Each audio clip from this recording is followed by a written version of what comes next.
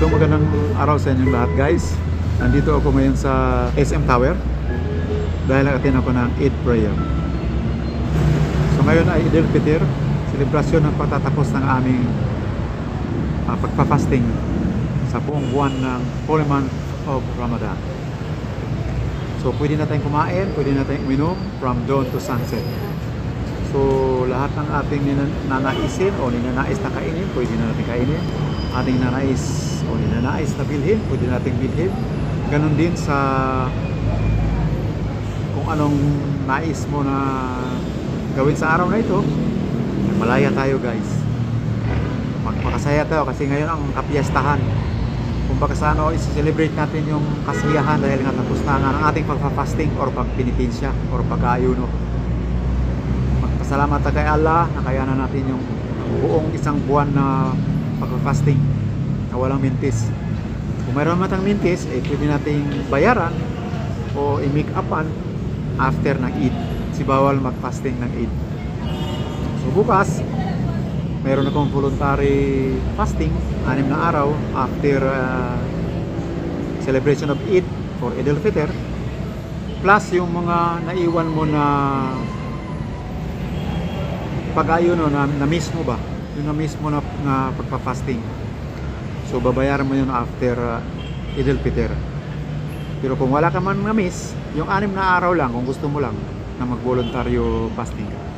Kaya ako mag-volunteer ako dyan. Madalas ako nag-volunteer fasting guys after Eid al-Fitr. So bukas extend ako ng fasting. Kaya mamayang hapon bibili ako ng mga prutas at pagkain ko sa aking iftar bukas. So kung anong ginagawa ko ng Ramadan, ganun yung gagawin ko bukas. 6 days lang yon. Kasi kompleto naman ako. Wala akong na-miss na araw. Nakompleto ko yung isang buong buwan ng Ramadan. So nagpasalamat kay Allah, binigyan ako ng lakas, tiwala na magampanan ko ang aking pagka-Muslim. Allahu Akbar. Sa guidance niya ay na tupad lahat at napagbigyan ako sa lahat ng aking mga kahilingan. At naway mapagbigyan ako muli sa aking mga kahilingan pa na hinihiling ko sa Kanya. At bigyan pa ako ng dagdag lalakas at resistensya at dagdag magkaalaman at katalinuhan at mga katangian. So yun lang guys, nawa ay maging maayos ang ating kabuhayan nitong taong 2026 at nawa ang ating pinalangin ay matigil na yung giyera sa Middle East para di maapektuhan ng mga sibilyan, pati tayo dito sa Pilipinas, lalo na ngayon tumataas ng mga bilihin, tumataas na ang gasolina. Nawa ay sama-sama tayo manalangin guys, ano man ang ating faith, belief, paniniwala at religion, sama-sama tayong manalangin. Naway dinggin ni Allah ang ating mga panalangin at ang ating mga mahal sa buhay ay magkaroon ng maganda at maayos na pamumuhay at hindi tayo masyadong maapektuhan sa giyera ng gitnang silangan, na mabigyan ng maganda at maayos na mamumuno ang ating bansa hanggang sa paglaki ng ating mga anak, mga apo, o pagmanahin ng ating mga anak at mga apo at sa mga apo-apuhan, na magkaroon ng maganda at maayos na pamumuno ang bansang Pilipinas. Yun lang guys sa aking hilingan at pinanalangin. Naway ganun din kayo guys. A few moments later.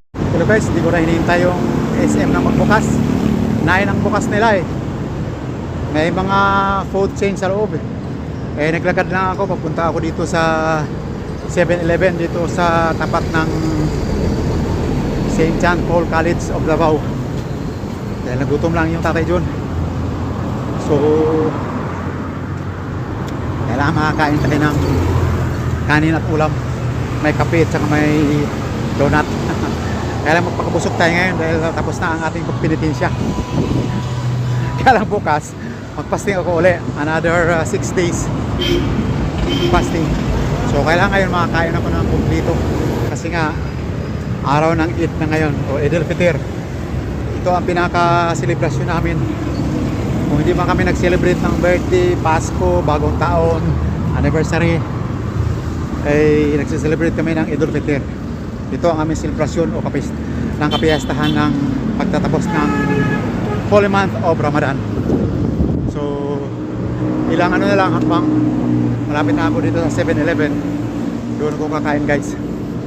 Hinahanap ko dito yung ano eh, nagbibenta ng mga second-hand mga sasakyan eh. Kasi nga plano akong bumili ng sasakyan. Pero ay kaso lang tumaas na yung gasolina. Baka ano na lang, bisikleta na lang. So ito na ako guys, ayun, 7-Eleven. Dito na ako kakain. Pasok na sa loob guys. Tayo kakain dito sa 7-Eleven. Anong ma-order natin? Kape. Donut meron? Meron. Meron silang kape dito. Magkano kape nila rito? Broad coffee, tumaas na sila. Pero okay lang. At least meron silang ano dito. Meron silang mga drinks. Siyempre, ayun tayo ng ano. Order tayo ng tubig. Bili ako ng tubig, natural spring. Order tayo ng donut guys. Ano kaya masarap na donut dito? Bavarian donut, my favorite. Aking order, broad coffee. Saka Bavarian donut. Ayan. At saka 1 chicken at saka 1 rice. See you later. Aking pagkain guys, 1 rice, 1 fried chicken, and of course, broad coffee, Bavarian donut. So kain muna tayo guys. Dahil nagugutom na yung tatay.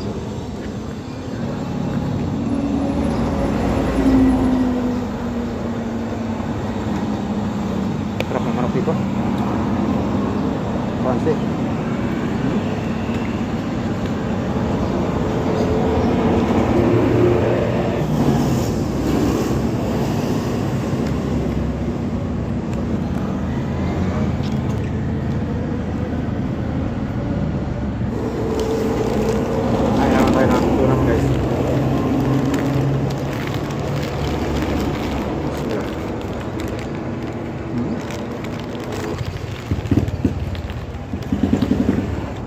Kaya mo na tayo guys.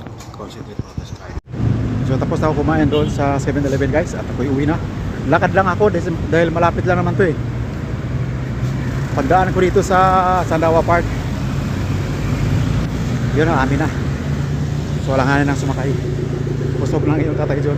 At least na-celebrate natin yung Idil Fitr. Kapistahan ng Idil Fitr. Dapat pala umorder dito sa Chowking ano, ng halo-halo oh. Ayan oh. Mura lang, 59 pesos lang. Sarap mag-Chowking.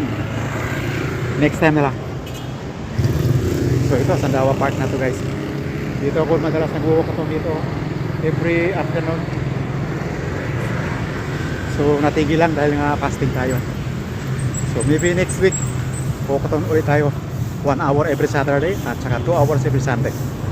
So yun lang guys, at ako iuwi na. Yan ang mga vlog ko sa mga ito. Nung siya kayo mag-like, mag-share at mag-subscribe sa akin channel John Cadena TV.